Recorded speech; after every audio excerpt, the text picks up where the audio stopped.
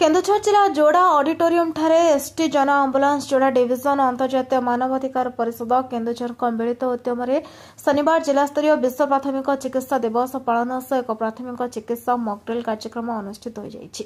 प्रतिवर्ष सेप्टेम्बर द्वितीय शनिवार दिन को विश्व प्राथमिक चिकित्सा दिवस भाव पालन करा जाउछि। ଏହି ଅବସରରେ ସମସ୍ତ ଲୋକଙ୍କ ନିକଟରେ ପ୍ରାଥମିକ ଚିକିତ୍ସା ଜ୍ଞାନକୁ ପହଞ୍ଚାଇବା ତଥା ଏହାର ମହତ୍ତ୍ୱ ବୁଝିବାର ପ୍ରୟାସ କରାଯାଇଥାଏ।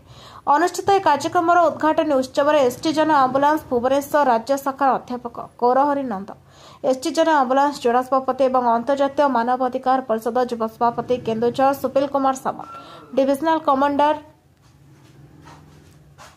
जोड़ा डिविजन पी भेंकटराव उपस्थित रही चिकित्सा दिवस को उद्घाटन करते। कार्यक्रम में 8टी विद्यालय 2टी महाविद्यालय छात्र छात्री 2टी अग्निशम विभाग मां मंगला ड्राइवर एसोसिएशन ए प्राथमिक चिकित्सा मॉकड्रिल प्रतियोगिता कार्यक्रम में अंशग्रहण करते। द्वारा सामान्य दुर्घटना कौन अघटन हेले पीड़ित लोक रोगी को सामान्य उपचार कर चिकित्सालय को अणाई पार जहाँफल बहुमूल्य जीवन रक्षा पाइपर संबंध में सचेतनता अपराह 4टा समय उद्यापन उत्सव में मुख्य अतिथि भाव में बड़बिल तहसिलदार राकेश कुमार पंडा जोड़ा डाटा स्टील मुख्य राजेश कुमार अन्य माने कार्यक्रम में जोगदे।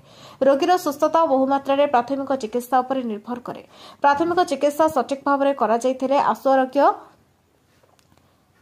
शीघ्र लाभ हो पारे। तेणु प्रत्येक व्यक्ति प्राथमिक चिकित्सार पद्धति जानिबार आवश्यकता रही अतिथि समूह मत व्यक्त करते। प्रतियोगितार अंशग्रहण कर 7टी विभाग में कृति प्रतियोगी मानक अतिथि द्वारा पुरस्कृत कर प्रतियोगितार जोड़ा सांबादिक अंशग्रहण कर प्रथम पुरस्कार पाइथिबा बेले चंपुआ सांबादिक द्वितीय पुरस्कार पाइथिले।